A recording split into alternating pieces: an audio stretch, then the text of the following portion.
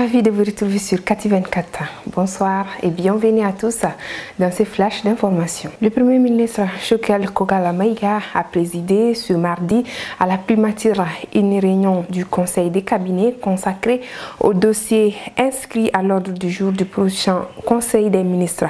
Le chef du gouvernement a saisi l'occasion pour renouveler ses remerciements au chef de l'État, président de la transition, le colonel Assimi Goïta, au gouvernement et à l'ensemble du peuple malien sans distinction. Choguel Kokala Maïga a particulièrement félicité le ministre d'État, ministre de l'administration territoriale et de la décentralisation, le colonel Abdoulaye Maïga, celui-là même qui a assuré l'intérim. L'activité gouvernementale a été poursuivie et conduite avec succès, a-t-il souligné. Le Premier ministre a rassuré que la mission entamée sera poursuivie sous le leadership du colonel Assimi Goïta. À Douaza, le samedi 3 décembre 2022, sur la base des renseignements bien précis, les forces armées maliennes FAMA ont conduit une opération aéroterrestre dans la commune de Bouré, non loin de Gona, région de Douaza. Le bilan de cette opération fait état de 26 suspects interpellés, tous mis à la disposition de la gendarmerie pour enquête. Au cours de la même opération, 10 sacs de silicate, engrais chimiques utilisés dans la fabrication des engins explosifs improvisés ont été saisis. Également, 49 sacs de 100 kg de riz servant des AK au profit des groupes armés terroristes ont été saisis.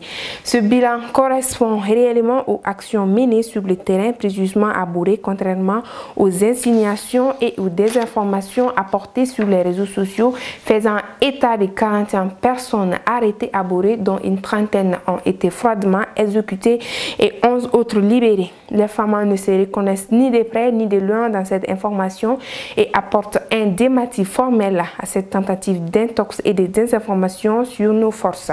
Par ailleurs, ce mardi 6 décembre 2022, les femmes ont également mené une opération d'opportunité dans la localité de Kita, située à 57 km au sud-ouest de Nampala, région de Tombouctou. Le bilan de cette opération fait état d'un combattant terroriste neutralisé et 8 autres interpellés, 8 AK-47, 11 chargeurs d'AK-47, 4 téléphones portables, un talkie-walkie, un GPS Garmin Etrex 20 ont été également saisis. Les personnes interpellées ont été mises à la disposition de la gendarmerie pour enquête. Sénégal, affaire Amy Ndiaye, deux députés de l'opposition recherchés pour violence.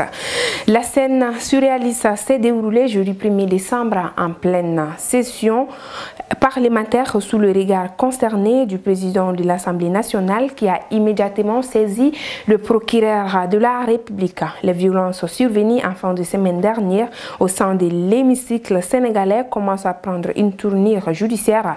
Vendredi 2 décembre, Amady Diouf, le procureur de la République, a ordonné l'arrestation de Massata Samb et de Mamadou Niang après avoir été saisi par Amadou Mam Diop, le président de l'Assemblée nationale. Ces deux députés de l'opposition, membres du Parti de l'Unité et du Rassemblement Pur, sont accusés d'actes de violence sur Amy Ndiaye, élu de l'Alliance pour la République APR et membre de la coalition au pouvoir Benno Bokk Yakaar. À Djibouti, grâce à une forte implantation, y compris dans les zones reculées, et à des produits financiers mieux adaptés aux besoins locaux, que des établissements traditionnels, la Saba Islamic Bank, Salam Africa Bank et East Africa Bank ont largement contribué à améliorer le taux de bancarisation du pays et poursuivre leur essor.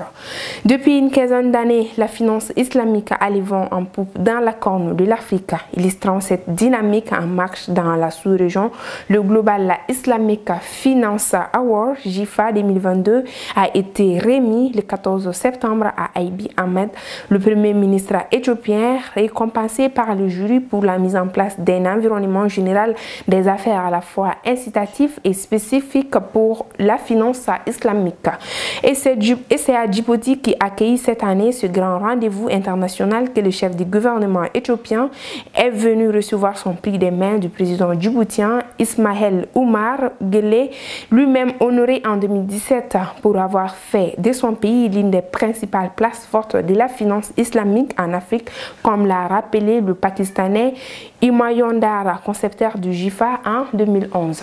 Et voilà, c'est ainsi que nous terminons ces flashs. Merci à vous de l'avoir suivi. Passez une agréable soirée. À demain.